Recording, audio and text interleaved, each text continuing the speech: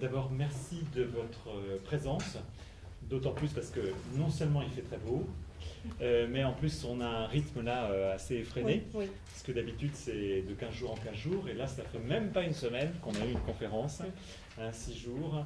Donc je vous remercie de votre fidélité,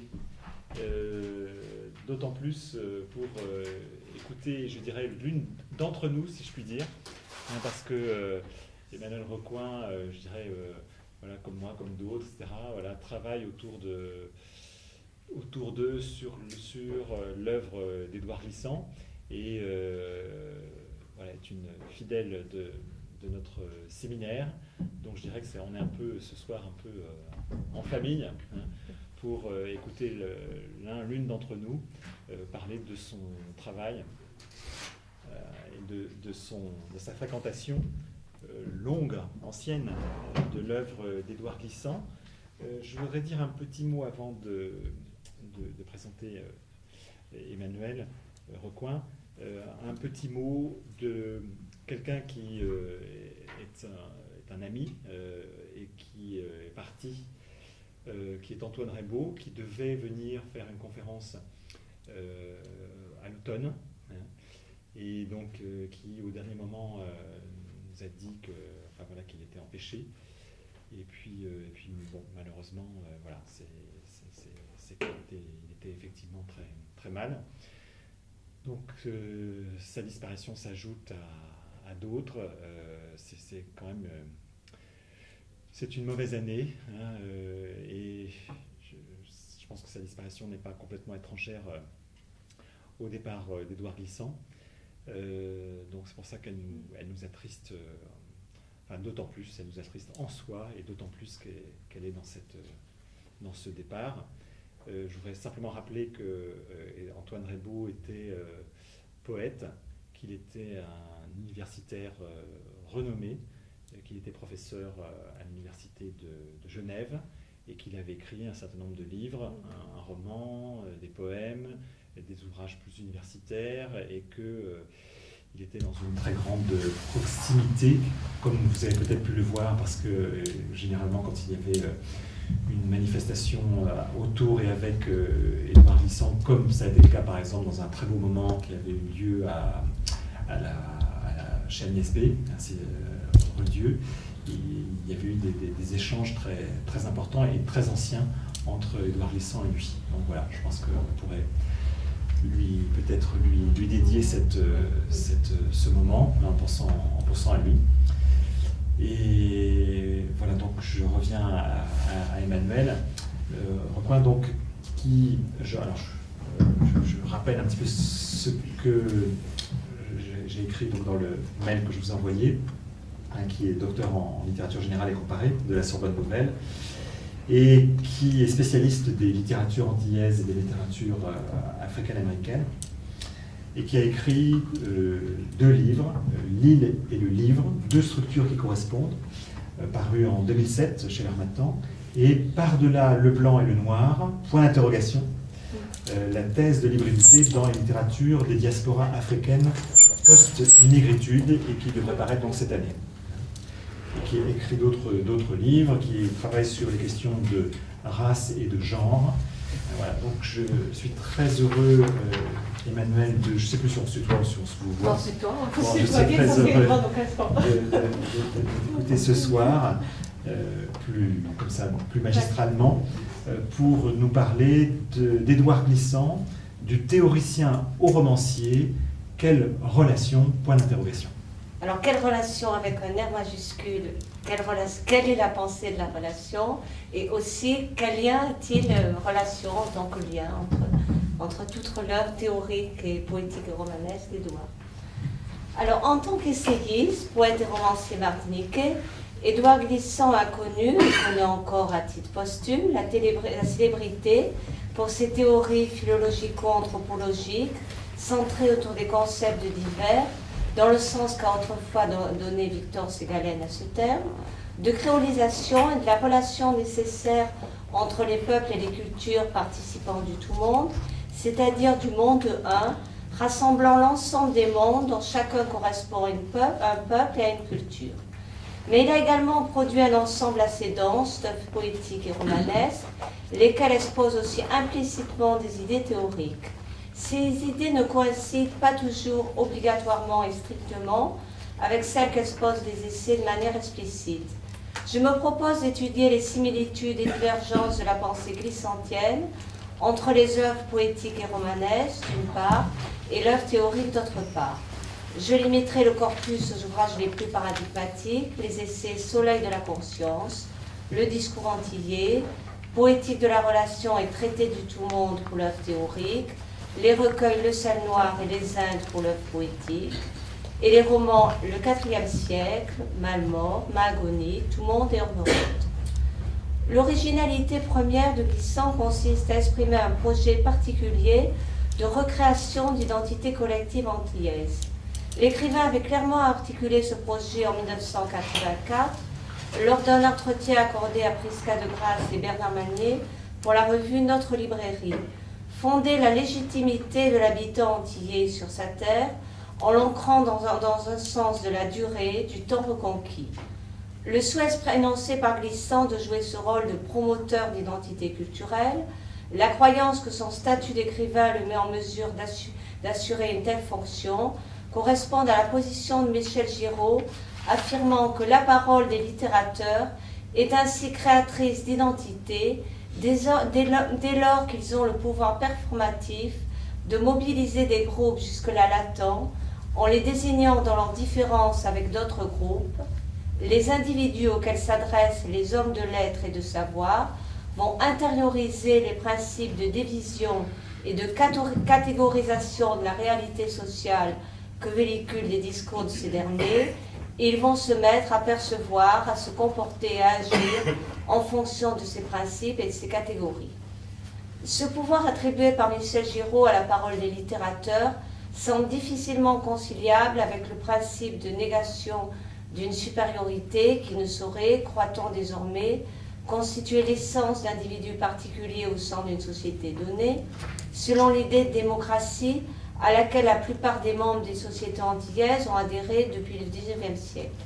Cependant, posant la possibilité du fondement de l'avènement d'un groupe au moyen de la puissance du dire, en situant ce fondement dans ce que Giraud lui-même, d'après l'œuvre de Frédéric Bach, qualifie de perspective interactionniste, les analyses glissantiennes répondent au refus glissantien d'une conception essentialiste de l'identité culturelle, qu'il s'agisse de la conception de la négritude ou de celle de la créolité.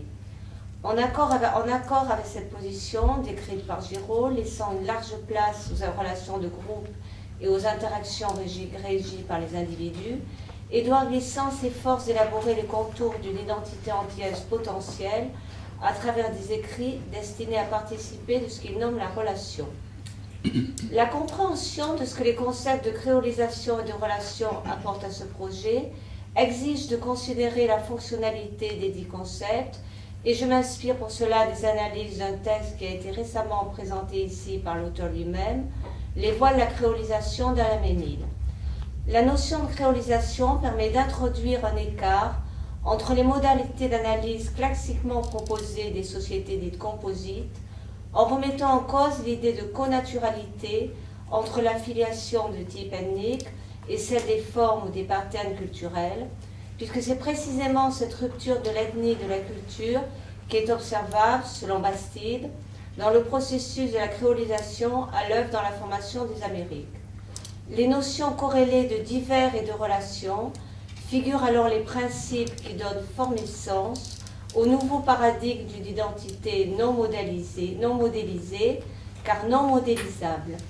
L'inscription de ces concepts glissantiens dans un projet de grande ampleur, puisqu'il relève d'un dispositif tripartite à vocation épistémique, critique et poétique, repose parallèlement sur le rejet d'une reconstitution imaginaire des processus du passé.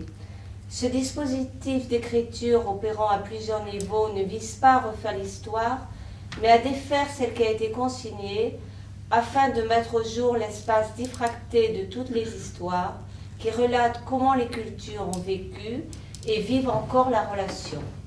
Cette contre-écriture de l'histoire autorise les mondes pris dans la relation à se concevoir non comme partie de notre totalité autoritairement unifiée, mais comme un divers qui demeure dans sa multiplicité non subsumée.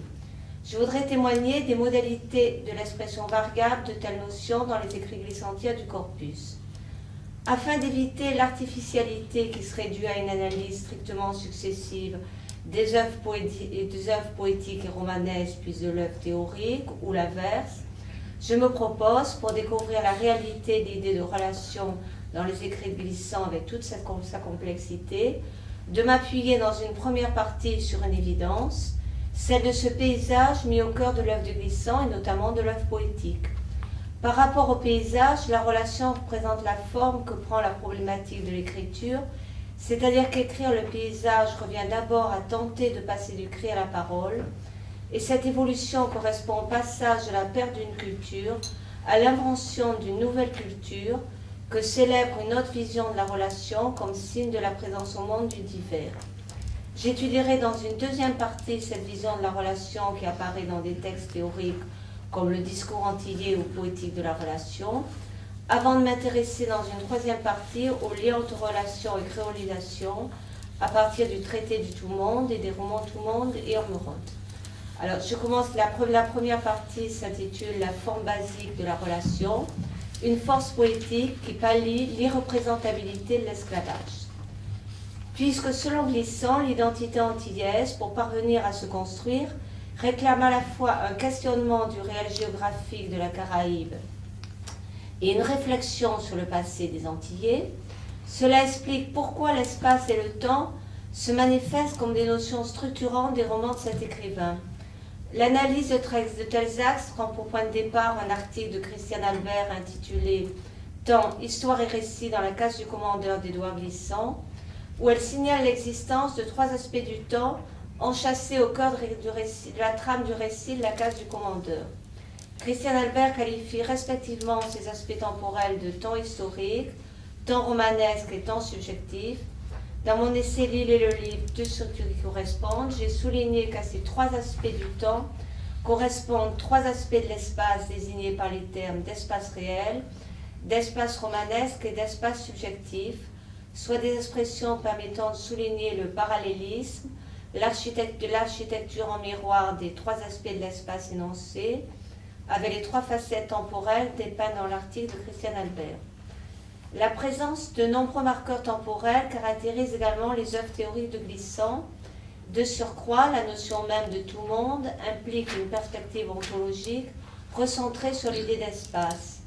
Mais alors que le roman glissantien expose moins sa centralité comme objet d'art, sa dispersion dans la diversité du monde, qui ne répond au constat de la dispersion des cultures et des personnes humaines, et pose ainsi la question des manières d'illustrer sa propre pertinence, les textes théoriques de Glissant se confondent avec les figurations des situations humaines et de l'être humain. Ces figurations imposent de nouvelles conceptualisations des rapports de l'individu à lui-même, de l'individu aux autres, des autres aux autres, des rapports ainsi dessinés à d'autres rapports. Par là, ces essais portent essentiellement une fonction de médiation, attachée à de telles perspectives anthropologiques et de telles figurations de situations humaines. L'œuvre poétique de Glissant redéfinit la problématique de la médiation en représentant essentiellement celle-ci par le lien de l'espace et du temps. À cet égard se répondent les Indes et le sel noir, qui tous deux rappellent dans leur structure marquée implicitement ou explicitement par le chiffre 7, une jeunesse du paysage ou de ce qui a formé le paysage et de ce quoi il est composé selon un modèle biblique. Cette genèse liée de manière traditionnelle au chiffre 7 et donc au rythme temporel connu de la semaine est exprimée de façon plénière dans le sel noir, mais elle apparaît comme tronquée dans les Indes qui précèdent le sel noir dans le recueil Poème complet, suivant un ordre qui suggère que le dernier texte des Indes, intitulé La relation, préparait à annoncer la jeunesse parfaite du sel noir. Le traitement qui est appliqué à ce paysage placé au cœur de l'œuvre poétique glissantienne n'a cependant pas pour objectif d'entraîner la réintégration de cette œuvre poétique dans une tradition littéraire et philosophique occidentale, dans la mesure où quand Glissant met en scène un narrateur symbolique qui arpente le paysage insulaire, Il inverse ce faisant les catégories occidentales et plus particulièrement plotiniennes du philosophe grec Plotin, puisqu'il oppose au paysage plotinien de l'harmonie associée au un et à la paix une réalité de violence et de souffrance dans laquelle l'un, éminemment mensonger, figure une construction destinée à fausser le sens humaniste qu'il est supposé défendre. Cette réalité antillaise qui met en lumière l'image de l'indicible, exprimée dans la poésie par l'usage des versets dont la démesure dit le bouleversement du lieu, est exposée clairement dans les premiers chapitres de Malmort et de Magonie, qui sont autant de poèmes en prose. La fin du premier chapitre de Malmort suggère l'ampleur de la violence à travers l'image d'un mort antillais anonyme qui est aussi un mort symbolique. Et au début du premier chapitre de Magonie, cette ampleur de la violence est suggérée avec l'interrogation du narrateur sur l'ancrage de la violence à l'intérieur du paysage. Je cite ces deux romans. D'abord Malmort. Est-ce là le but? Et sinon le but, la manière, n'est-il pas d'autre décorum, un autre geste pour descendre le monde? Faut-il descendre? La nuit bourrée d'en haut n'est-elle pas pleine de cases éternelles, plus que cette plate poussière striée de macadam chiche?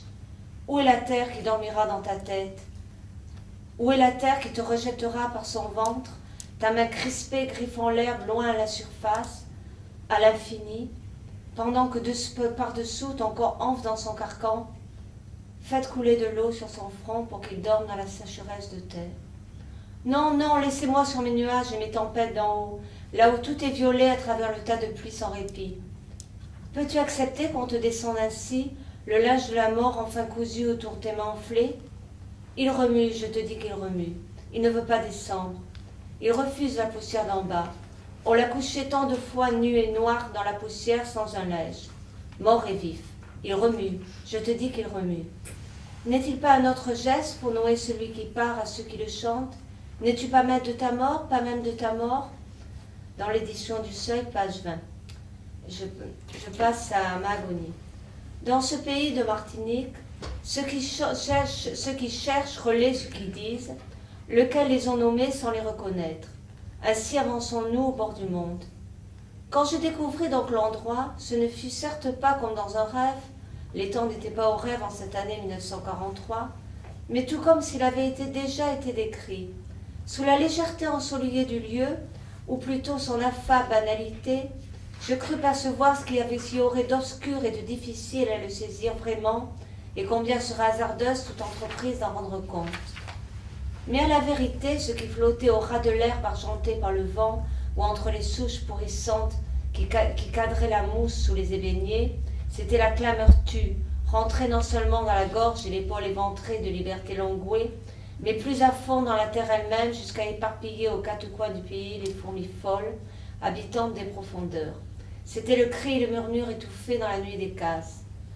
Ce que les trois ébéniers tentaient d'étouffer sous la forêt qu'ils engendraient, et ce que le mahogany, pour sa part, balançait en pleine solitude du ciel, tout là-bas, c'était ce même cri, mais poussé par deux poitrines successivement.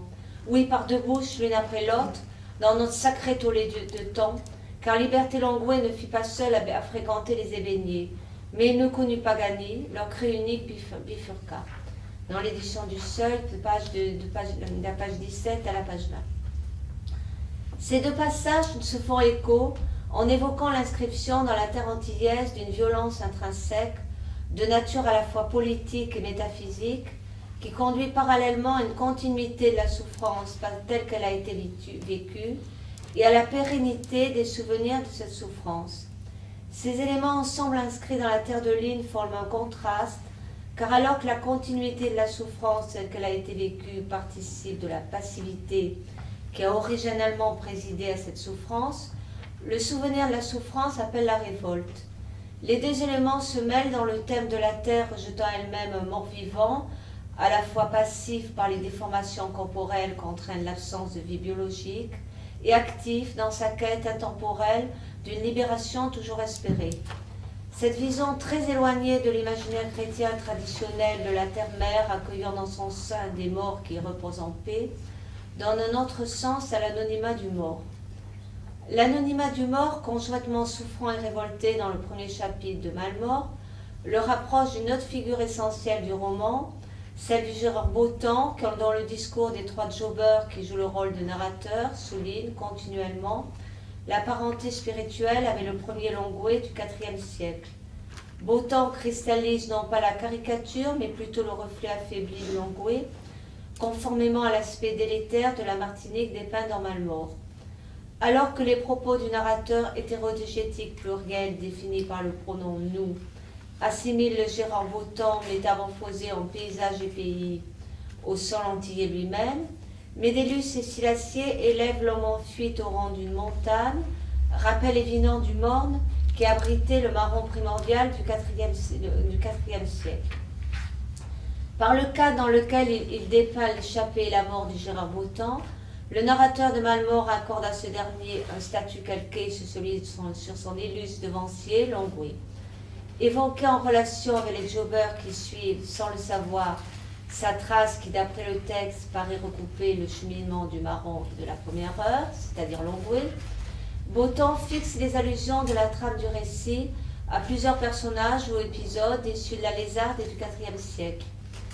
Beautemps s'assimile aux morts anonymes descendus des morts du fait de la certitude, qui se décèlent 3 fois dans le chapitre Saline, 1936-1943, par rapport à la dénomination du Gérard Marron, et qui semble bien moins le fruit de l'oubli que celui de la déformation imposée par le mythe.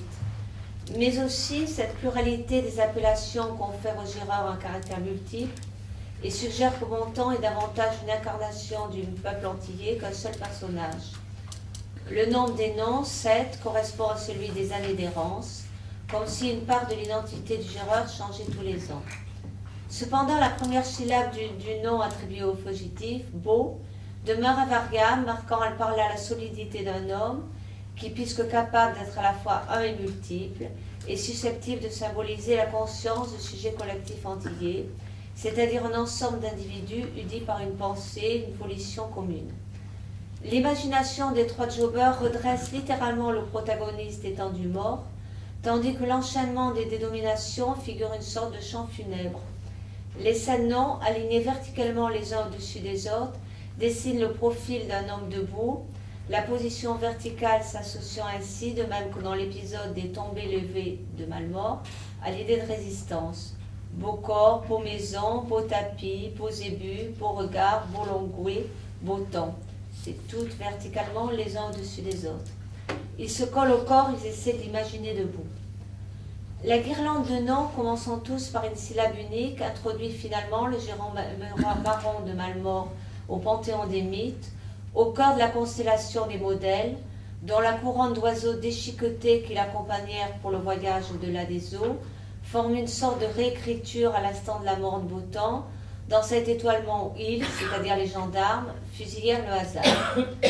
L'absence d'appellation précise et où le flottement identitaire signifie également que Beautemps traduit plus que la vision d'une conscience psychologique individuelle située à l'intérieur du temps, la réincarnation d'une essence marronne, jadis représentée avec superbe par le premier Longuet. Les transformations affectant la forme que revêt cette essence marronne en 1936, au regard de l'aspect qui prévalait en 1788, laisse pressentir, au-delà de la mise en place de la fusion marron délinquant droit commun, la culpabilité inconsciente qu'éprouvent dans Malmort ceux qui se rassemblent sous l'égide de l'ordre établi envers l'image de leur passivité résignée et disent « ce n'était pas un négateur, on l'obligeait à n'être qu'un délinquant, un assassin, et quand même on le criait marron, ce n'était pas pour lui monter des statues au coin des monuments aux morts, c'était pour allumer la nuit de frayeur au cœur des enfants. » Ce « on », pronom indéfini et signe par excellence d'une identité indiscernable, qui se permet de modeler le statut du marron au beau temps, figure une conscience collective préférant abaisser le prestige d'un personnage subversif afin de mieux avoir la licence de se reconnaître dans celui-ci. À ce point de l'analyse, l'on décèle que le paysage, comme l'histoire antillaise, s'avère à la fois torturé et torturant. Dans ces conditions, la relation qui correspond au dernier texte des Indes représente ce qui donne forme et sens au lieu, en permettant ainsi à l'écrivain de rendre compte d'un paysage devenu insaisissable et irracontable, dès lors qu'il est à rebours des définitions classiques de l'humanisme et qui rend littéralement fou celui qui tente de la reparter, comme c'est le cas dans Mahagonie, où le narrateur qui s'efforce de replacer de manière cohérente un enchevêtrement de l'histoire au cœur du paysage antillais, se sent, selon ses propres dires, plongé dans un maelstrom. La bifurcation ou la fusion des cris de Liberté Langoué et de Gani, que croit déceler au premier chapitre de Mahagonie le narrateur homodégétique organisateur du récit, est aussi parallèlement interprétable en termes de mémoire du sol et de délire de l'observateur, un délire qui serait la forme d'acculturation à laquelle évolue l'esclave ou le descendant d'esclave qui perd le sens du lieu, c'est-à-dire qu'il ne peut plus lire ce que son environnement lui donne à subir, selon une expression de Benoît Counor dans une contribution à l'ouvrage collectif Paysages et poésie francophone, dirigé par Michel Collot et Antonio Rodriguez. Écriture et relation redeviennent ainsi symétriques et quasi synonymes, puisque les fonctions plurielles et complexes de l'écriture sont dans un premier temps de rendre compte de la torsion dans le sens de torture ayant pour objectif de provoquer la souffrance, et dans le sens de déformation, dévoiement d'une vérité, qui a été infligée à la terre et à l'histoire antillaise, et dans un second temps de rétablir un sens nouveau, mais non pas de restituer le sens originel à jamais perdu, et ce rétablissement se fait précisément en instaurant la relation qui viendra combler le manque. Il s'agit de la signification première de la relation qu'a suggéré Glissant, avant même d'avoir écrit formellement le terme, dès l'écriture de son premier livre Soleil de la conscience, où il pratiquait d'emblée une forme originale de la poétique du relais, mise en œuvre plus tard dans Mahagonie, par le passage d'un narrateur à l'autre, en juxtaposant davantage qu'en confondant les genres dans ce premier livre, qui va du poème en prose au texte politique ou à l'écriture autobiographique, pour mieux chercher les moyens d'exposer la difficulté de celui qui est culturellement dépourvu d'une conception de possession atavique du sol, à dire ce que pourrait être l'ordonnance idéale et non artificielle ou imposée d'une terre et d'un langage. Je note pour exemple de ce thème récurrent qui traverse l'entièreté de Soleil de la conscience de brèves citations. Quand je posséderai vraiment ma terre, je l'organiserai selon mon ordre de clarté, selon mon ordre du temps appris. Cela veut dire que la quête du vent libre, l'apprentissage de la terre, est chaos et démesure, mais que c'est la mesure, labour, semaille, récolte, qui est liberté. Toute civilisation qui pourrit perd d'abord le sens de la mesure, soit qu'elle la soumette à un dérèglement non fondé, soit au contraire qu'elle l'empaille et la statufie. Toute poésie qui, en ses structures les plus profondes, stimule la mesure selon des exigences organiques et liberté. Page 20. Telle est cette crispation du langage que parfois l'on confond avec la vérité de son ordre profond. En voici le cours de mon propos. Trouver la juste mesure de mon chaos primordial.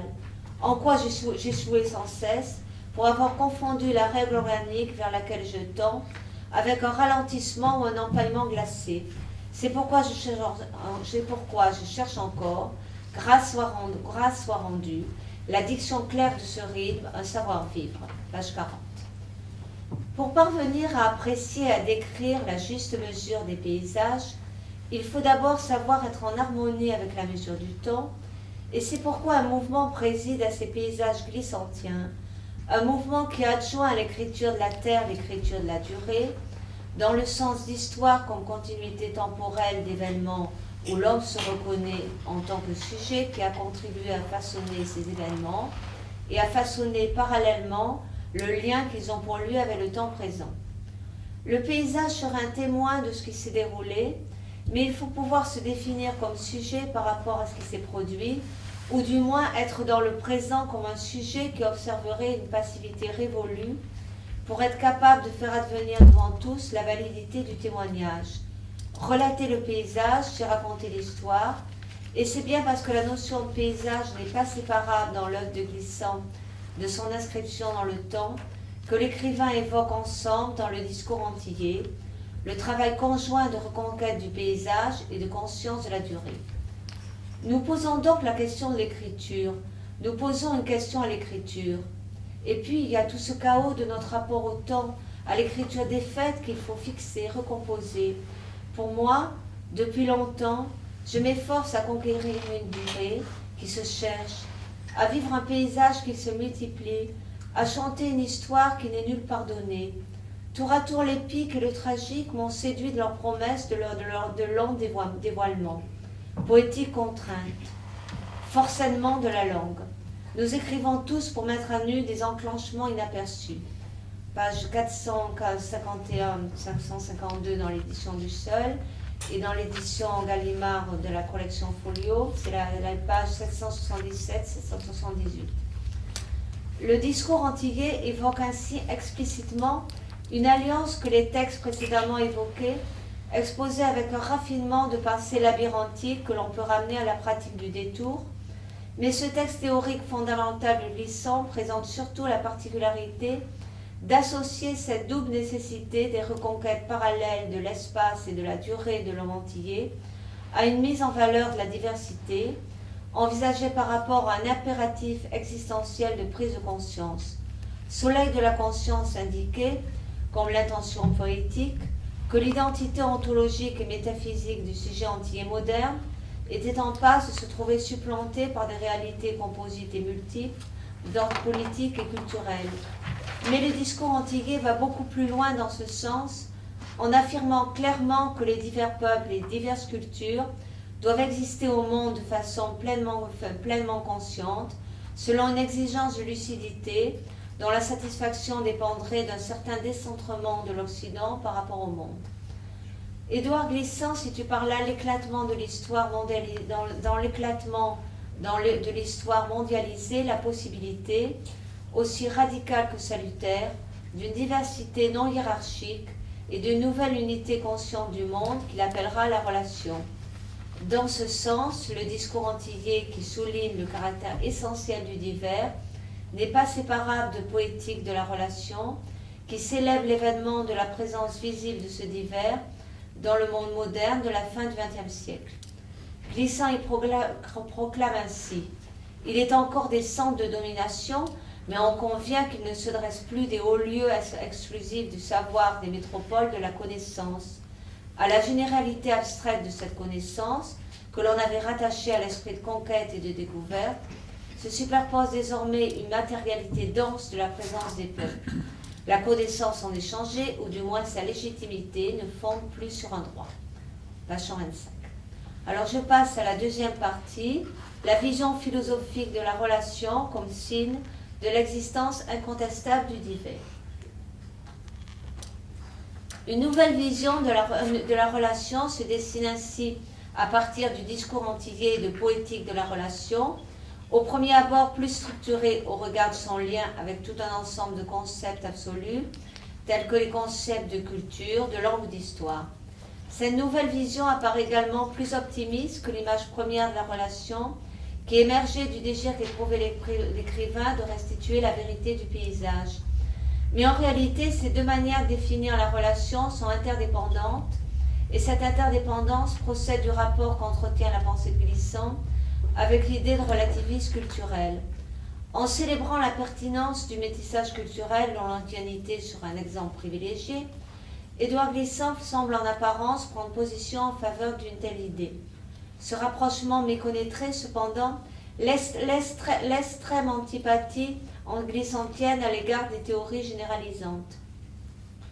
La vision du divers proposée dans l'œuvre de Glissant implique une relativité très particulière dont l'inspiration antigénéralisatrice et l'importance donnée à une vive contestation des abstractions sont prééminentes, tout à l'encontre du relativisme doctrinal classique, et c'est pourquoi la relativité glissantienne doit s'accomplir en grande partie à travers la démarche poétique. La relativité que Glissant entend valoriser constitue donc, à l'instar du métissage culturel, une expérience active de tissage des pensées, vécue comme une expérience de productivité intellectuelle et psychologique.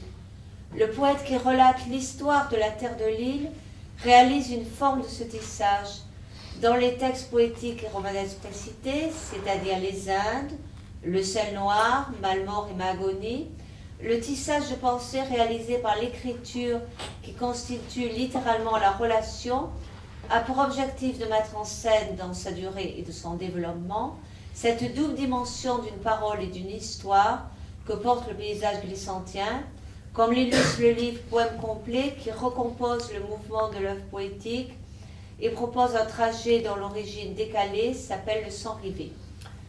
L'image de la relation esquissée par les essais glissants, l'image entretient avec cette première vision de la relation un lien basé non pas sur la similitude mais sur l'interdépendance, dans la mesure où les essais glissants sont de part en part animés par une forte croyance en l'avenir de la poétique, présentés comme l'unique approche adéquate à l'expression de la réalité foncièrement existentielle de la relation. Pour apprécier la portée de la poétique ainsi préconisée, il faut concevoir que loin de signifier un abandon de la connaissance du savoir, la poétique est mise en valeur par Glissant comme une exploration consciente de la diversité, laquelle est envisagée sous les espèces d'une totalité composite. Ainsi, le discours antillais plus poétique de la relation exalte l'un après l'autre l'image d'une poétique de la diversité qui se réalisait précisément comme l'expérience d'un réseau de rapports irréductibles mais unis par une imperceptible harmonie. Je donnerai deux exemples de cette pensée, le premier provenant du livre 2 du discours antillais intitulé de manière précursive « Poétique de la relation » et le second provenant de l'essai « Poétique de la relation » lui-même. Nous apprécions les avatars de l'histoire contemporaine comme épisode inaperçu d'un grand changement civilisationnel qui est passage de l'univers transcendantal du même, imposé de manière féconde par l'Occident, à l'ensemble diffracté du divers, conquis de manière non moins féconde par les peuples qui ont arraché aujourd'hui leur droit à la présence au monde. Le même, qui n'est ni l'uniforme ni le stérile, ponctue l'effort de l'esprit humain vers cette transcendance d'un humanisme universel, sublimant les particularismes nationaux. Mais, pour nourrir sa prétention à l'universel, le même a eu besoin d'eux, la chair du monde. L'autre est sans tentation comme matière à sublimer. Le divers, qui n'est ni le chaotique ni le stérile, signifie l'effort de l'esprit humain vers une relation transcendantale, sans transcendance universaliste. Le divers a besoin de la présence des peuples, non plus comme objet à sublimer, mais comme projet à mettre en relation. Page 326-327 dans l'édition Gallimard. Une définition que confirme l'essai poétique de la relation. Relation. Les retentissements des cultures en symbiose ou en conflit, dans la domination ou la libération, qui ouvre devant nous un inconnu sans cesse proche et différé, dont les lignes de force se devinent parfois pour se dérober aussitôt. Nous laissons à imaginer leur jeu qu'en même temps nous dessinons, pour rêver ou agir. Le récusé de toute généralisation d'absolu, même et surtout qui serait sécrété dans cet imaginaire de la relation, c'est-à-dire la possibilité pour chacun de s'y trouver, à tout moment, solitaire, solidaire et solitaire. Page 145. Selon ces deux textes, nous découvrons, voire inventons à travers l'intelligence poétique du monde, la réalité composite des cultures, cette dynamique des contacts qui se tissent et qui garantissent ainsi non seulement l'intégration des cultures dans l'ensemble du monde, mais aussi les spécificités inaltérables de ces cultures. Dans cette perspective poétique organique, presque organique, il est possible d'appréhender à la fois la particularité des peuples et des cultures et leur inception dans la totalité ouverte et composite que représente l'unité concrète du monde. Une telle conception philosophique glissantienne peut être considérée comme une pensée de résistance parce qu'elle défend, contre la pensée généralisante et hégémonique, l'existence et la distinction fragile des peuples et des cultures. Mais l'originalité de cette vision réside surtout dans le fait de favoriser sans aucune ambiguïté l'intégration non réductrice de toutes ces spécificités culturelles au sein d'un monde uni mais non autoritairement unifié. De la sorte, loin de figurer un exclusivisme défensif, la pensée de Glissant s'appuie sur l'idée de participation de chaque culture au monde. Dans ce sens, le choix de Glissant de privilégier la poétique comme lieu de la relation témoigne d'une approche basée sur une perspective complexe de l'éthique, en retenant la conception de l'éthique proposée par Emmanuel Lévinas dans Totalité infinie, ainsi que dans Autrement qu'être, c'est-à-dire une idée de l'éthique comme interruption de l'ordre ontologique de l'être. À l'instar de Lévinas, Glissant dénonce les pièges de l'idéalisme et du savoir au nom de la pluralité irréductible des étangs. Deux notions fondamentales appartenant respectivement à la pensée de Lévinas et à celle de Glissant peuvent apparaître solidaires, soit le souci lévinassien de la relation à l'autre et l'importance donnée par Glissant à la poétique du divers, notamment en raison de l'accent que Glissant met sur la primauté de la relation entre les étangs. Néanmoins, autant Glissant se réclame à de nombreuses reprises, après Lévinas, de l'imbrication nécessaire entre le politique et le poétique, et la poétique de la diversité, autant l'écrivain martiniquais récuse formellement l'orientation de Lévinas, qui associe la relation à l'autre à la perspective éthique, qualifiée par Glissant de morale. Aussi est-il précisé dans l'intention poétique que le fait de naître au monde, c'est concevoir, vivre enfin le monde, comme relation consentie, poétique et non morale, d'altérité. Le désaveu explicite que trace Glissant à l'encontre d'un principe éthique assimilé à un principe moral dépasse la distinction que marquait entre l'éthique et la morale Paul Ricoeur, chez qui la visée morale renvoie aux obligations, aux normes, aux interdictions impliquant l'exigence d'universalité qui justifierait l'effet de contrainte, tandis que la visée éthique soit définie comme visée de la vie bonne, avec et pour les autres dans des institutions justes, dans lecture 1, aux éditions du Seuil, page 257. La véritable divergence de Glissant avec Lévinas se fonde sur l'interdit que lance Lévinas envers toute thématisation d'autrui, en refusant l'idée totalisante de l'acte de connaissance, tandis que Glissant avance comme la condition même du divers, l'intelligence de la différence dans le contexte relationnel envisagé comme une totalité, ce qu'Emmanuel Lévinas, pour sa part, stigmatise comme l'apothéose de la réduction. Poétique de la relation fait apparaître cet écart significatif entre les deux visions philosophiques.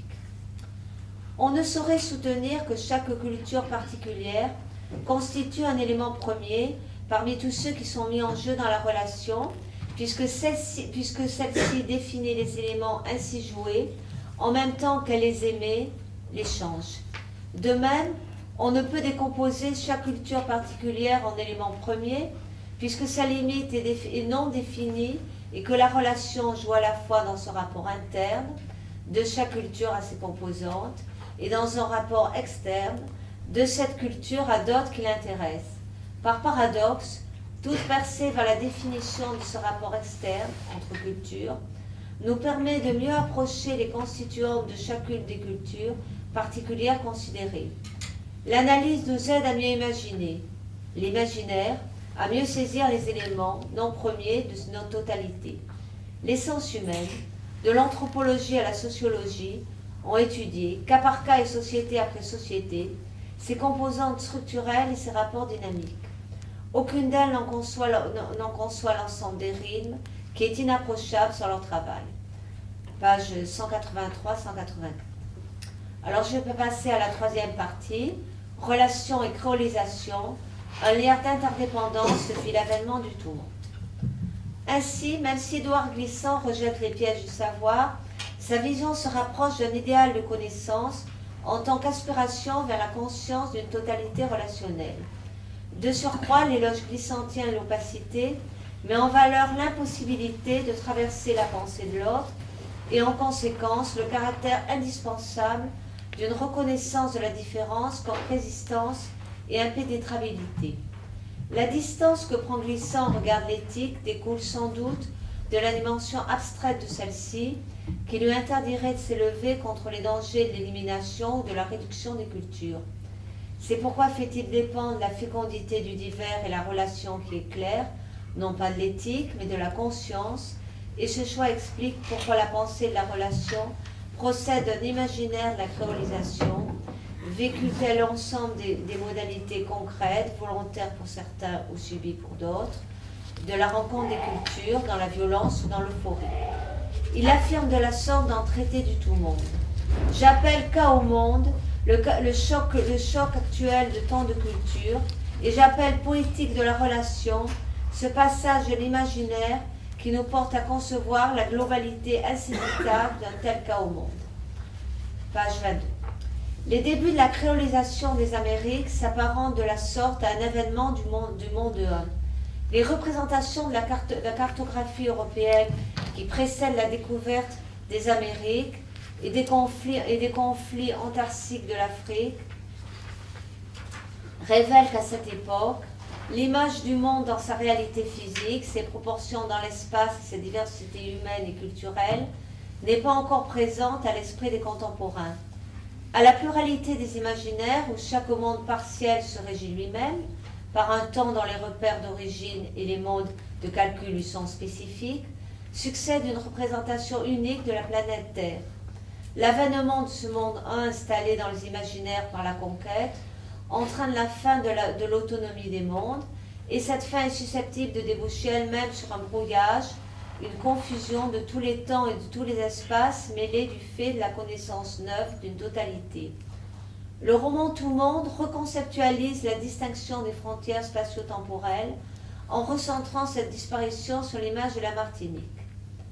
Il n'y avait plus ni distance ni distinction. Ou bien vous errez somnambulique aux abords de l'église Saint-Germain-des-Prés à Paris et vous arrêtez aux abords de la place Fürstenberg, alors vous êtes projeté en arrière dans le temps jusqu'au banc des sénateurs sur la savane à Fort-de-France. Ou bien vous dévalez les entrailles du Mont Pelé, vous croyez que c'est dans votre familier, là où vous pouvez planter les directions et détailler le feuillage, mais non, c'est un pays de terre où les paroles se mélangent sans se confondre ni se perdre. Et ainsi de suite, mais sans aucune suite vraiment, car ce qui porte et importe, c'est ce débordement. Les parallèles divaguent, les millimètres sur la carte sont infinis. La géographie soupire, toutes les terres sont en terre, tous les soleils tombent en terre. Page 234 à 236. La Terre comme monde 1 commence donc par un bouleversement des représentations de l'espace et du temps qui déconstruit le rapport au passé en effaçant des histoires particulières, et c'est là que commence la relation, ainsi nommée par Glissant parce que ce mot implique celui de relater, on le voit particulièrement dans le IVe siècle, et c'est le maintien de ces traces mémorielles qui crée un lien. Chez Glissant, la notion de relation se donne comme une catégorie d'une histoire en attente, celle du tout-monde et à la conscience des hommes dans les chocs du contact, mais sans cette conscience reconnue comme telle. Pour qu'elle le soit, il faudrait que chaque partie du monde puisse se penser en ayant à l'esprit la réalité de l'existence de toutes les autres et en présence de toutes les langues du monde, selon l'expression de Glissant. Une telle conscience générerait nécessairement une vision lucide de l'impossibilité véritable des clôtures, ainsi signalée par Glissant.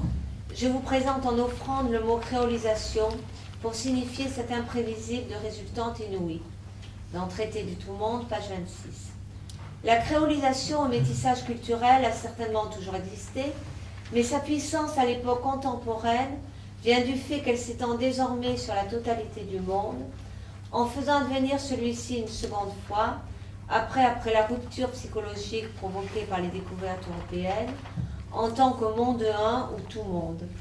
C'est ce qu'exprime parfaitement la logique discursive du roman Ormerod, où d'une part des passages comme les 11e et 12e chapitres de la partie Le Python-Flore renvoient à chaque paragraphe à des personnages ou événements différents, et d'autre part, d'autre part, le narrateur insiste sur la parenté spirituelle de trois femmes antillaises unis par un esprit de résistance similairement signifiant. Et ainsi, vous ne notiez pas de dissemblance entre Flore Gaillard, qui a parcouru le Piton-Flore à Sainte-Lucie, la mulâtresse Solitude qui résista en Guadeloupe, et Cécile Fatiman, qui sonna la révolte à Saint-Domingue. Page 61. Pour conclure, je remarquerai que la position de l'analyse de la pensée glissantienne consiste à se situer dans la topique des catégories de la relation que la vision poétique et philosophique de l'écrivain propose et d'en parcourir les attendus. Cette position est rendue nécessaire par la critique de tout positionnement externe préconisé par la vision poétique elle-même, qui soutient que la relation n'a pas d'extérieur. Ainsi, l'analyse devrait logiquement se résumer à une errance dans l'horizon poétique et philosophique glissantien. Je suis entrée dans cette quête philosophique de la profondeur du concept de relation chez Glissant à partir de la catégorie poétique de la relation, puis en montrant comment et pourquoi dans les textes théoriques glissantiens comme le discours antillais, représentant une culture fragilisée, une histoire et l'espoir d'une littérature, et poétique de la relation représentant une philosophie, effectue la refondation de la relation comme catégorie strictement poétique pour la construire en tant que catégorie politico-philosophique. Le cheminement s'est ensuite ouvert sur la question d'une possibilité de l'exclusion de la poésie qui fonde la relation du champ de la connaissance. Pour maintenir la poétique glissantienne de la relation et par conséquent mon approche analytique de cette relation dans le champ du savoir, plusieurs solutions apparaissent, dont l'une empruntait à une contribution de Jacques Courcil à l'ouvrage poétique d'Édouard Glissant, thèse réunie par Jacques Chevrier, peut se résumer ainsi.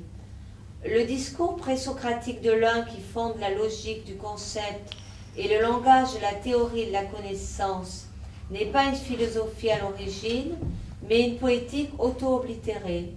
Ainsi, le débat glissantien entre l'un monde et la relation se situe entre deux poétiques. Contre la poétique auto-sacrifiée du logos, Glissant propose des contre-poétiques qui opposent tout d'abord le concept de filiation, propre au mythe de l'un, à son contraire, la catégorie de l'étendue, propre à la relation.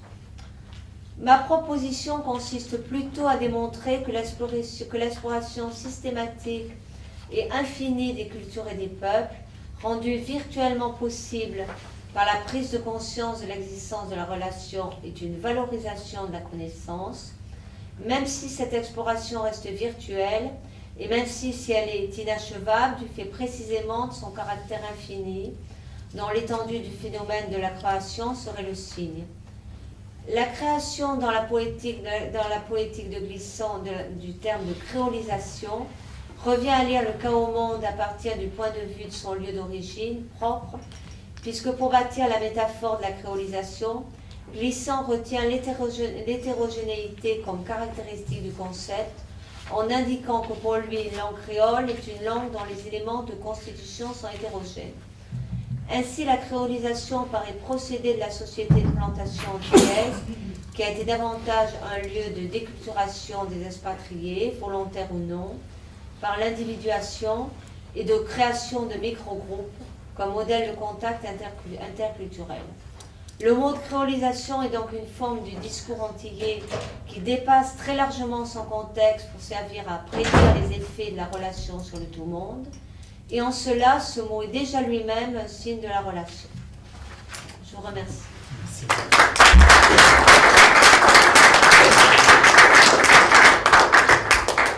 Merci beaucoup, Emmanuel. Je pense que cet exposé va vraiment nous donner matière à discuter des questions qui sont très vives, très complexes, qu'on discute quelquefois comme ça par échange de mails, sur la valeur des concepts, notamment ce concept de relation. On a déjà discuté aussi de savoir pourquoi il y a la R majuscule, enfin, bref. Est-ce qu'il s'agit d'un concept au sens philosophique? Je pense, oui. Oui. C'est la... Alors, c'est une question dont il faut qu'on parle. Et en tout cas, merci aussi de montrer combien il est complexe de comprendre la relation entre le théoricien et le romancier ou le poète. Et je crois effectivement que, comme tu l'as montré, on ne peut pas dissocier Oui. ces écritures, non pas parce qu'il y aurait une sorte d'hybridité ou de mélange continuel du spéculatif, du descriptif, du poétique, mais parce qu'il y a ici des régimes d'écriture qui déjouent la répartition justement des genres. Oui. Même s'il y a, encore une fois, des textes qui s'appellent poèmes, d'autres qui s'appellent traités, d'autres qui s'appellent poétiques, d'autres qui s'appellent esthétiques, ou ce qui s'appelle philosophie. Donc je pense que Édouard Glissant avait le souci quand même de marquer que toutes les écritures ne sont pas équivalentes, mais en même temps... Répondre à des nécessités différentes, je pense. Oui, oui. Comme je disais aussi, j'écris souvent en rafale, donc il y a des rafales avec traités, poèmes, romans, etc. Bon. Donc je crois qu'effectivement, il faut oublier nos habituelles distinctions qui feraient que voilà, on a un auteur qui théorise ce qu'il a écrit dans ses romans, ou bien qui illustre par la poésie ou par les romans ce qu'il a pensé philosophiquement. On n'est pas du tout dans cette répartition-là. C'est beaucoup plus riche. Et en même temps, c'est très complexe. Oui. C'est très complexe parce que, je sais pas, par exemple, pour dire quelqu'un comme Sartre, effectivement, il a écrit L'être et le néant, l'imagination, etc. Et puis voilà, on a ces pièces de théâtre où on voit, bon, c'est pas une illustration, mais c'est très différent. Mais voilà, on voit il y a un travail dans la matière même de la scène, de concept. Là, on a l'impression qu'on n'est pas tout à fait dans le même registre, dans la relation entre, dans le lien entre le poétique, le romanesque et le théorique. Donc, en fait, voilà la question que j'aimerais lancer pour commencer un peu le débat à partir de ce que tu as dit. C'est que peut-être ces notions, d'abord, il faudrait dire, est-ce que ce sont des concepts? Moi, j'aurais tendance à ne pas dire que ce sont des concepts, même si, bon, Édouard Glissant pouvait employer le mot concept, que ce sont des notions, c'est-à-dire qu'elles sont elles-mêmes prises dans une temporalité. C'est-à-dire que, d'ailleurs, elles évoluent. Oui. Elles évoluent. Hein, la notion de relation, tu l'as très très bien montré, n'est pas la même. Elles évoluent complètement, elles se redessinent dans un travail d'écriture. Elle était même appelée à se redéfinir peut-être par nous, dans d'autres textes, dans l'ensemble du monde. Et elles sont comme la créolisation, elles ne sont pas fixes et figées. Parce que la pensée d'Édouard était entièrement opposée à toute chose figée. Figée et, comme tu l'as rappelé, aussi trop générale. Oui. Hein, voilà. Donc comment penser théorie, une théorie qui échapperait à la généralité? C'est ça aussi, je crois, un enjeu. Est-ce qu'on peut théoriser, est-ce qu'on peut conceptualiser, alors que, sans prendre le risque de généralité, alors que le concept précisément repose sur une opération de synthèse qui va vers l'universel, c'est la définition même du concept. Je pense qu'il est pour opérer de cette manière, justement, c'est ce mélange déjà, le fait qu'il y ait des soleils de la conscience, qui est inclassable. Après, qu'il y a des textes poétiques dans tous les essais d'Édouard Glissant, un peu moins dans le discours entier, mais tout de même si, que c'est ce mélange déjà, ce glissement vers le poétique qui va empêcher qui va contrarier la généralisation du concept. Il est toujours pris dans le poétique, dans une forme d'opacité, puisque le poétique est le genre qui répond le mieux à cette pensée de l'opacité, et donc il y a toujours qu'une petite part de la définition qui se dérobe, qu'on ne parvient pas à saisir, et que le lecteur va être appelé, des blancs, que le lecteur va être appelé à réfléchir, à combler, donc une ouverture. Je crois aussi que ce que tu as montré à propos de la connaissance, qu'il n'y a pas du tout un renoncement à la connaissance.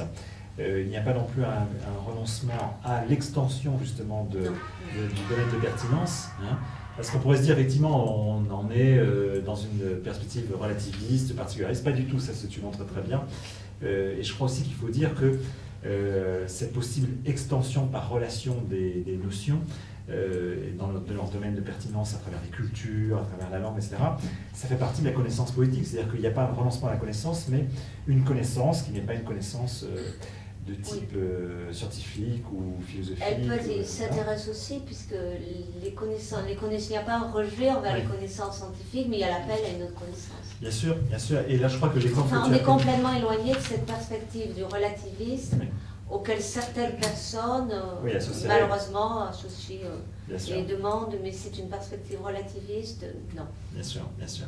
Et je crois que l'exemple que tu as pris aussi est très éclairant, c'est-à-dire la comparaison avec Lévinas. Puisqu'on sait bien effectivement que Lévinas joue, si je peux dire, la notion d'infini contre la notion de totalité, et essaye justement de casser continuellement cette pensée métaphysique du tout. Et on pourrait retrouver en quelque sorte une réflexion ici proche. Il y a beaucoup de rapprochements, mais on les a souvent rapprochés, mais il y a quand même certaines divergences. Oui. Et je crois que ce que j'ai entendu en tout cas dans ce que tu disais, c'est que le divers est très différent de l'autre, parce que l'autre c'est l'hypostase de tous les autres. C'est-à-dire même si il y a une attention à l'autre qui n'est jamais de tous les autres, mais qui est dans sa différence même, l'événement de la différence, chez Lévinas, il n'empêche que, si on était un peu provocateur, on pourrait dire que chez Lévinas, l'autre, il n'a pas de visage. Non, même si évidemment toute la philosophie, au contraire de Lévinas, nous dit que l'autre, c'est le visage, mais ce visage, il est tellement hypostasié qu'on peut se demander s'il a une culture, s'il a une histoire, il est n'importe qui. Voilà, il est la différence absolue, il est le surgissement d'une différence, et d'une certaine manière, voilà, ce visage de l'autre, on peut se demander si on le voit. D'ailleurs, il ne faut pas le voir pour Lévinas, puisqu'on est au-delà du sensible. Donc, ce souci quand même de ne pas... Ce n'est pas surtout chez Lévinas, ce n'est pas centré une différence culturelle. Donc ce souci de ne pas, comment dirais-je, voir l'autre et de faire de l'autre le différent absolu, c'est une façon malgré tout de l'hypostasier, qui n'est pas du tout la démarche, je crois, d'Édouard Glissant, qui est de saisir dans le divers la singularité. Saisir la singularité, en reconnaître l'opacité et répondre à la communiquer par la relation. C'est ça, et la saisir cette singularité dans un réseau de relations. De relations. Bien sûr. Pourquoi opacité et relation sont indissociables?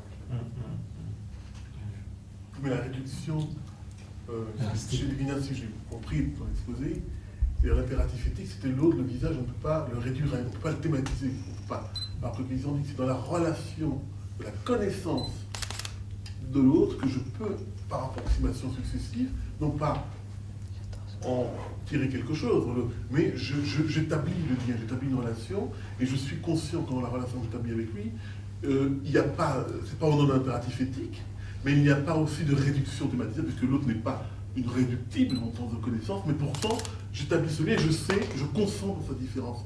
Et donc c'est là-dessus que je voulais revenir sur comment tu as pu cerner comme ça les... Parce que c'est ça, entre Lévinas et Glissant, est-ce que tu pourrais reprendre, en développant un petit peu, ce que tu disais sur ce... Parce qu'on sent que là, ça bute entre les deux, et donc je voulais... Ça ne bute pas, la comparaison de Glissant avec Lévinas, c'est très classique, on la retrouve dans beaucoup d'approches de Glissant. Je l'avais moi-même développé dans ma thèse et dans le livre qui en a été tiré, en insistant sur les similitudes. Mais là, en reprenant, on en vient à faire découler quelquefois la pensée de Glissant de celle de Lévinas. Et là, j'avais envie de voir quand même, ce n'est pas la même relation, sinon c'était sur cet autre qui est une figure totalement, c'était sur l'abstraction, c'était à partir de là, ce qui me gênait, c'était ce qu'a dit François sur l'abstraction de cette figure de l'autre chez Lévinas. Et ça, son lien, son détachement d'une approche de culture et d'une pensée historique. L'ordre de Lévinas, la pensée, ce n'est pas lié à une approche historique et une approche d'une expérience concrète de la société de plantation, comme chez Édouard. C'est totalement différent.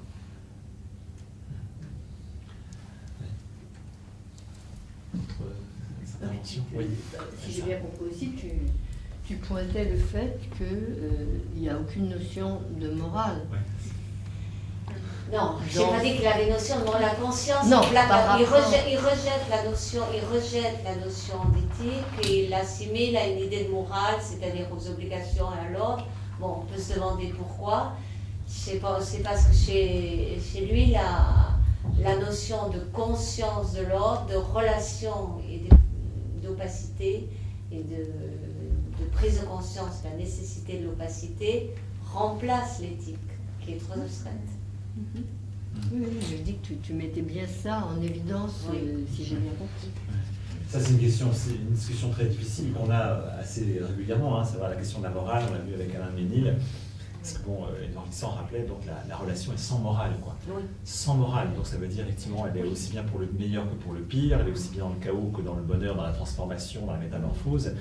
Voilà, ça ne veut pas dire que tout est permis, mais ça veut dire au fond, il ne s'agit pas d'avoir un présupposé pour savoir ce qu'est le bien, et que la relation, c'est pas le bien, quoi. C'est plutôt Oui, une non, pensée non, du vivant, quoi. Oui, c'est quelque chose qui est, elle peut se faire dans la violence.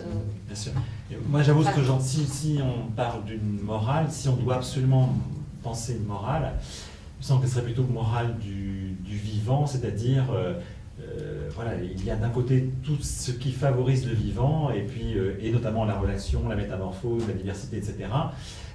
C'est-à-dire une morale qui est inscrite dans le déploiement même du vivant, et puis il y a ce qui est contraire, fige, enferme, vient brimer cette expansion du vivant, et à ce moment-là, voilà, c'est ce qui serait l'anti-vivant, le contre-vivant, qui pourrait être non pas la définition du mal, mais enfin, en tout cas le mouvement contraire à ce qu'est la morale du vivant. La conscience remplace la morale. Le degré de conscience, Oui. quelque chose Oui. qui est une augmentation de Il n'y a pas la de morale relation au à sens l'autre, classique. cette exigence de connaissance. Parce que dans la conscience, il y a quand même la connaissance, la relation de cet effort pour aller vers cette tension vers l'autre dans le consentement à sa différence. Donc ça exige quand même. Et c'est cette tension-là qui augmente. C'est pour ça quand tu parles du soleil de la conscience, c'est en ce sens que c'est latent. Oui, la conscience Qui est remplace immédiatement un concept essentiel. Oui. Voilà. Je ne sais pas si ça remplace la morale. Quand tu dis remplace, Pas remplacer. ça remplace pour nous, je pense. Pour nous, on peut l'utiliser comme quelque chose qui, pour nous, remplacerait la morale. Chez certaines personnes, est-ce que la relation est le bien? Non, pas du tout. Elle n'est pas du tout le bien. L'exemple de la relation qui s'est créée dans la société de plantation montre qu'on ne peut pas du tout l'assimiler au bien. Elle est le vivant. Un concept qui apparaît d'ailleurs un peu plus tardivement, d'ailleurs. Alors, il cherche, je pense qu'il y a il cherche ce qui serait le bien, et dans la fin de l'œuvre, plutôt dans les derniers textes, apparaît la notion de vivant, de mouvement aussi. Mais si j'ai bien compris toujours, si j'ai bien compris, Oui, sûrement. Sûrement bien compris. c'est que justement tu mettais en évidence le fait qu'il va dans une approche poétique Oui. par rapport à la relation, à l'altérité, au divers, qui est effectivement beaucoup plus ouverte qu'une simple une notion éthique des choses. Oui, elle Voilà. est plus ouverte. Oui. Enfin, elle est différente.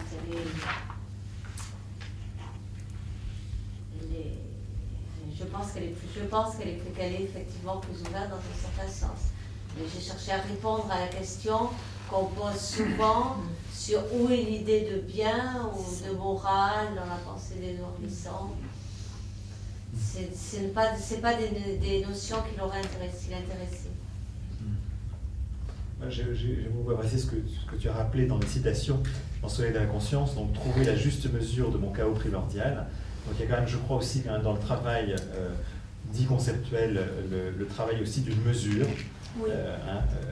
C'est de trouver une mesure qui est mesure pas au sens d'établir la règle harmonique qui va permettre de comprendre comment toutes les choses sont reliées dans le monde, qui serait voilà, la loi d'agencement de toutes les unités du monde, mais qui serait plutôt une mesure musicale, quoi.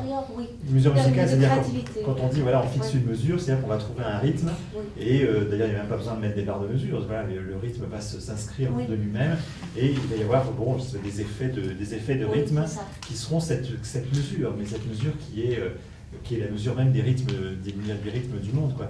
Oui. Et la deuxième aussi citation que tu as donnée aussi faisait entendre cette phrase assez très très forte. Nous écrivons tous pour mettre à nu des enclenchements Oui. inaperçus. Hein. Oui. Voilà, donc il y a différentes manières d'écrire, il y a différentes écritures pour saisir ces enclenchements inaperçus. Les enclenchements, il y a quand même des choses des dynamiques.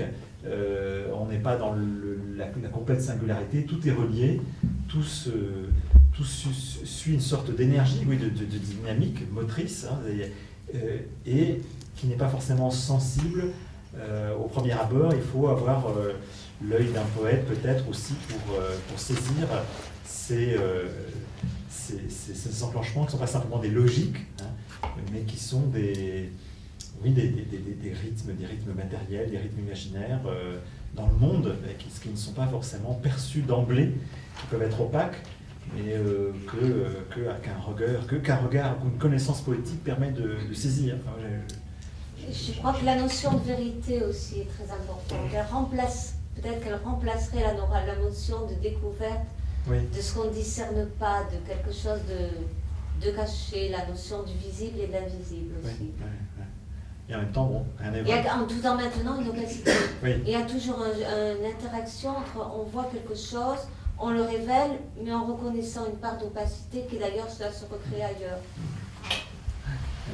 Je me posais la question, écoutant, est-ce qu'il n'y a pas quelque chose chez Édouard Glissant comme une espèce d'auto-révélation, puisqu'on parlait de Oui. la question morale, éthique, et peut-être cette question d'un usage de soi immanent pris dans la différence, puisque c'est ça dont il s'agit en fait, qui ferait qu'en fait on serait dans cette révélation qui entraînerait finalement un ensemble, puisque bon, pris dans la différence, on entraîne aussi d'autres choses qui forment finalement au bout d'un moment une autre façon de jouer avec l'autre et avec la relation dans l'autre. Mais en même temps, peut-être, ce qu'il faut peut-être questionner, c'est cette question de cette auto-révélation, c'est-à-dire que ça se fait peut-être pas par un chemin aussi immédiat, c'est-à-dire qu'il y a peut-être des frontières sur lesquelles on peut se confronter, on peut faire obstacle, on peut... voilà, c'est peut-être ce que je me pose comme question, c'est justement le processus peut-être qu'on peut peut-être dérouler pour que justement on détermine mieux peut-être le sens dans lequel on peut justement défier et aller plus loin dans cette... enfin, en dire quelque chose de plus peut-être sur la manière dont on peut fonctionner dans ce différent, d'une façon peut-être un peu plus éducative, quoi. C'est un peu dans ce sens-là que je l'entends. Je ne sais pas si c'est d'une façon éducative. Enfin, quand je dis éducative, c'est parce que je vais raccourcir. Oui, mais c'est ce côté auto-révélation. Oui. Et c'est dans l'autre, effectivement, dans le miroir de l'autre, qu'on apprend des choses. Mais en même temps, peut-être que cette révélation est un peu trop mystérieuse ou mystique. C'est plus proche de la notion de Lévinas, cette idée d'apprendre l'autre. Je ne sais pas si on s'éduque soi-même, parce que là, on redécouvrirait l'idée de morale. Oui, c'est une nécessité de découvrir l'autre et la part d'opacité, mais en même temps, par le jeu du mouvement et du vivant, c'est moins une exigence et ça n'a pas de continuité. C'est pas une exigence dans l'ordre où il y aurait une transformation d'un monde idéal, où chacun découvrirait la relation. Il n'y a pas cette pensée utopique d'un monde qui va s'ouvrir. Enfin, si la relation va arriver, mais elle va arriver comme ça, si je puis dire, naturellement. C'est une exigence que le lecteur se donne à soi-même, c'est une part d'idéal du poète. Je pense que ça passe aussi par l'écriture. Il y a tout le travail d'écriture, de lecture et d'écriture, qui va approuver le rythme, redécouvrir quelque chose, redécouvrir la relation. Ou la création artistique. Il y a une grande part de lien avec toute création artistique dans ce que vous avez dit. Je trouve très très juste ce que dit Serge Bonneville, sur cette part d'auto-révélation et aussi de ses limites, évidemment. Oui. Mais même si cette auto-révélation n'est pas forcément réfléchie, c'est-à-dire qu'il peut y avoir une épreuve de la relation et une transformation sans qu'elle soit consciente. Elle a une part de conscience, moitié. Oui. Oui. Et c'est la question de la transmission en fait que je questionne un petit peu. Oui. La question, mais je ne sais pas s'il a dit quelque chose sur comment on la transmet. Oui, il me semble, je relis, mais je ne trouve pas quelque chose qui répondrait à la question de la transmission, justement. C'est un point Est-ce que la relation se transmet? Euh, Elle, pas consciemment, il me semble pas. Qu'est-ce que François? Je crois pas qu'il y ait cette idée-là forcément, mais à la suite de votre discussion à tous les deux, j'ai une question toute simple qu'on peut se poser. Est-ce qu'il y a quelque chose de l'ordre de l'impératif dans la pensée d'Edouard Glissant? C'est-à-dire, est-ce qu'il y a un il faut? Voilà. Est-ce qu'il y a un il faut? Est-ce qu'il y a un il faut la relation? Ou bien est-ce que c'est simplement il y a la relation? Elle est. Il n'y a pas d'impératif. La relation est, elle sera. Il y a une affirmation. Mais c'est une constatation qu'il faut il faut reconnaître la relation. Peut-être. Cet impératif. Oui. Il y a un il ne faut pas quand tu lâches Glissant. Oui, ça là tu as raison. Oui, là il ne faut pas. Expliquez. Il ne faut plus penser le monde en 5 continents, il ne faut plus désormais, etc. Il y a toute une liste de il ne faut pas. Donc c'est quand même un il faut. Oui. Dans l'impératif du verbe, mais non pas d'un paysage.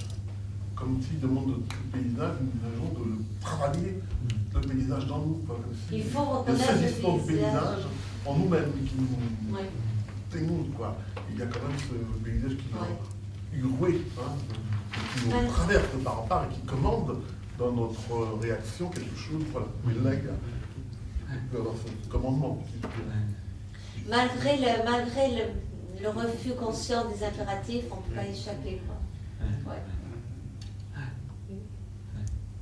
En tout cas, il faut ou il ne faut pas pour connaître, pour connaître, pour avoir conscience, pour voir aussi. Je pense que c'est pour ça aussi qu'il y a cette dimension esthétique au sens fort, une esthétique de poète qui est apprendre à voir, apprendre à entendre, et que c'est là qu'il peut y avoir une sorte de transmission ou de morale, mais qui n'est jamais la morale d'un impératif, ni celle de valeur.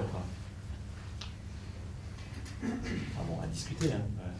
Il y a l'idée effectivement que notre être dans le monde montre le chemin éventuellement de ce qu'on pourrait développer d'une autre façon, beaucoup plus politique ou plus arrêtée. Mais en fait, c'est une façon d'être, plutôt une manière de se comporter, de dire je dépasse des frontières en étant simplement, en étant là où c'était pas évident que j'y sois, ou que j'aurais pu ne jamais y être, ou en étant dans des chemins finalement qui n'auraient jamais été ouverts si je n'avais pas été là en tant qu'homme présent. Tout à fait. Ça, je trouve intéressant, cette dimension-là. Accepter l'inconnu, l'imprévisible, et surtout pas réduire à les pièces mélangées, etc., ou les trucs comme ça.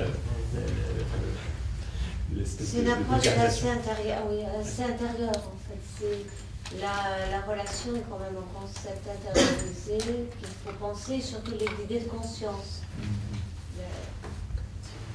Si on n'a pas conscience de la relation, elle ne vient pas aussi facilement que ça, quand même. Elle a lieu entre des choses improbables. Elle est assez paramétrisable pour cette raison-là, c'est-à-dire qu'il s'agit de rencontres d'éléments improbables au niveau de la rencontre. Et ça se passe et on est un peu surpris par ça. On ne peut pas le vouloir vraiment. Il y a une question. Je m'emballe un peu dans votre occupation à discuter de Glissant, mais je n'ai pas lu beaucoup de choses de Glissant, sauf que, étant donné que vous voyez tout à l'heure de la relation qu'il y a entre sa poétique et sa façon de théoriser sur relation, créolisation, je me demande est-ce que je pourrais lire, moi, Glissant, c'est-à-dire lire ces personnages dans ces romans, par exemple, en tant que des personnages conceptuels au sens de l'usine du terme, ou bien comme des animaux conceptuels, quoi. Par exemple, il y a un lien très fort entre les romans et les textes théoriques. Je ne sais pas, le personnage dans le 4e siècle, il y a bien, c'est dans le 4e siècle qui paraît le mieux se rapprocher d'une telle possibilité, avec l'image de ceux qui acceptèrent et ceux qui refusèrent, les Béluses et les Langoués. Mais il me semble qu'elle est légèrement déconstruite à partir du roman Malmort, tout en existant qu'à partir de Malmort, il y a un refus vu les romans, disons, qui reprennent et qui retravaillent la matière théorique. Qu'elle n'est pas aussi simplement. Le IVe siècle serait celui qui se rapprocherait plus de l'œuvre de quelqu'un comme Sartre, du lien qu'il établissait entre son théâtre et ses textes théoriques.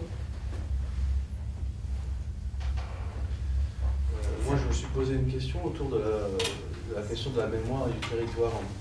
Quand j'ai lu la philosophie de la relation, en fait, je m'attendais. Donc, je me disais, voilà, on va voir le grand monde, et ça ne va pas être vraiment ancré quelque part tout à fait, parce que justement le déplacement du vivant aura fait qu'à un moment donné, finalement, on sera dans une espèce de nébuleuse.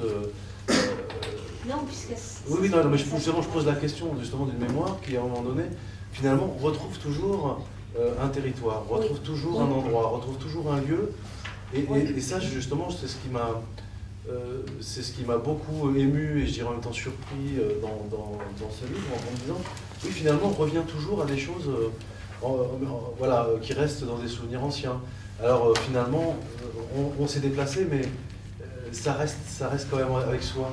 Donc cette question de la mémoire, c'est de la mémoire qui reste ancienne finalement, et qui ne trimballe pas finalement tant que ça son vivant, chemin faisant, et qui reprend pas forcément les derniers mouvements, voilà. C'est cette question-là qui m'est apparue dans la philosophie de la relation. C'est que finalement, elle s'ancre toujours dans une mémoire et dans un territoire. Elle ne peut pas s'étendre autant, pour ça je parle d'autorévélation dans le fond, parce qu'elle ne peut pas s'étendre autant qu'on le voudrait bien. Si, parce qu'il y a plusieurs mémoires et plusieurs territoires. Oui, je sais bien, mais ça parle quand même, dans la philosophie, on parle bien d'oiseaux bien spécifiques qu'on trouve dans certains lieux et pas dans d'autres, de construction architecturale. Oui, puisqu'elle est basée sur le divers, et le divers est exactement centré dans un lieu, dans une mémoire du lieu, et c'est pourquoi il n'y a jamais de refus du lieu, c'est le contraire d'une confusion. On est dans le tout monde, je suis un citoyen du monde, donc je suis d'aucun lieu, donc la haine des particularités, non.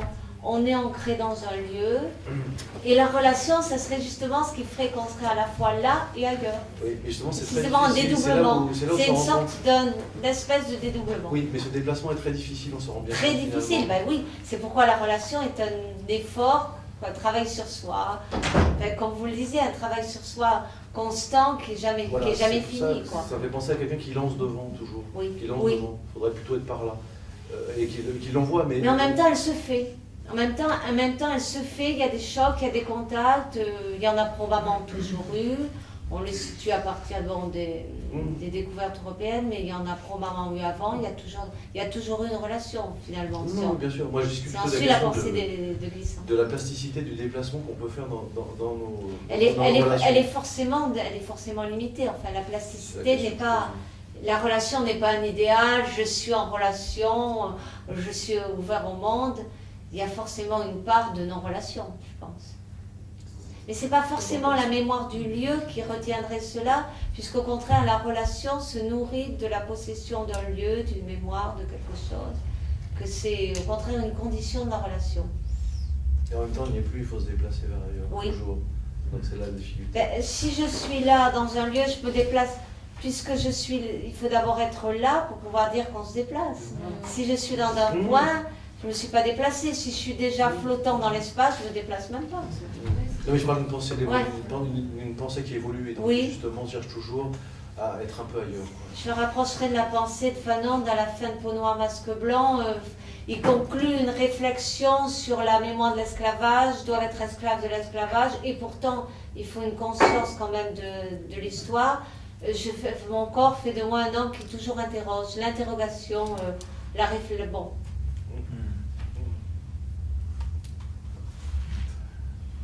Est-ce que tu pourrais revenir, quand tu as introduit la notion de paysage, tu as parlé de passer du cri à la parole. Est-ce que tu pourrais revenir un petit peu là-dessus et développer ta pensée par rapport à ça? Développer la notion de cri, il y a beaucoup de... Je peux donner une biographie là-dessus, enfin, parfois je la cherche. Il y a beaucoup de textes là-dessus, cette notion de cri dans l'œuvre de Glissant, bon, dans La relation le avec le paysage. La relation avec le paysage, C'est là que tu as... Ouais, ben elle est essentielle. Ouais, Toujours, tu as des descriptions de paysages qui ont un personnage dans les 5 premiers romans en particulier et dans toute l'œuvre poétique. Toujours un personnage est devant un paysage qui est porteur d'une souffrance et d'un cri, comme le paysage que regarde le narrateur de Mahagoni, et cet arbre qui est représentatif de toute l'histoire antillaise. Mais là, les arbres crient. La lézarde aussi, la lézarde est aussi un paysage. La lézarde et la rivière est l'expression de toute une histoire qui va être conquise. Remonter la lézarde, c'est à la fois remonter à l'origine, et tuer Garin, et s'ouvrir à l'histoire. On va remonter la lézarde, illustrer bien cette réflexion de la mémoire. Le personnage de Taël va remonter l'origine de la lézarde pour tuer un certain homme qui joue un rôle politique, alliance avec les Véqués, et il va en même temps ouvrir les Antillais. Un personnage dit: nous allons nous ouvrir à l'histoire, nous sommes un peuple neuf, en 1946, nous sortons de la nuit, nous entrons dans une histoire linéaire, pensée, conquise, et on a dû remonter à l'origine en parcourant toute l'île, en remontant la rivière. C'est à travers le paysage étalé toujours, revient toujours comme métaphore de la connaissance et de la conscience. Et dans le soleil de la conscience, tu as tout la neige, la réflexion sur l'étrangeté de la neige, qui n'est pas une étrangeté pour un Antillais, puisqu'il y a toujours la connaissance de la neige. Bon, ce qui est un peu gênant dans cette conception d'ailleurs, c'est qu'on pourrait dire aussi qu'un occidental a connaissance de terres exotiques aussi, enfin, bon, qu'il ne les découvre pas aussi, lui non plus. Mais tu as une réflexion sur la mesure, l'ordre et la démesure est toujours métaphorisée par un paysage. Et cette réflexion du cri et la parole, on la trouve aussi chez Césaire, le cri de la cale, le cri est en même temps la non-conscience, est à la fois la douleur, l'étendue d'une douleur et l'impossibilité d'avoir la parole.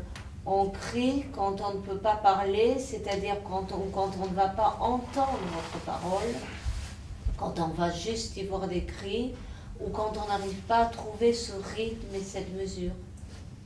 Trouver la parole, c'est aussi trouver cette harmonie et cette mesure.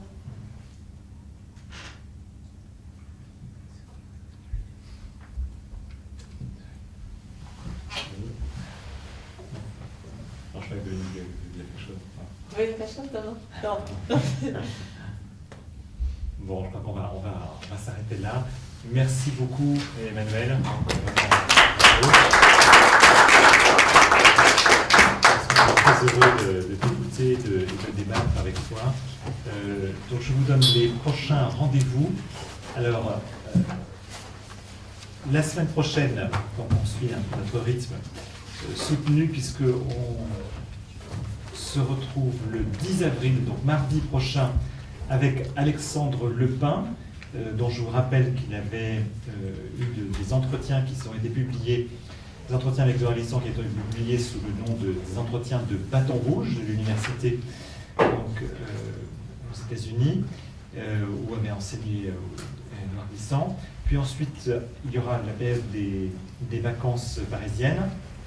Et les prochains rendez-vous, ce seront les 14 mai avec Alain Borère et le 31 mai avec Romuald Foncois, et sans doute une soirée un peu, une fin de l'après-midi un peu spéciale pour clore cette séquence.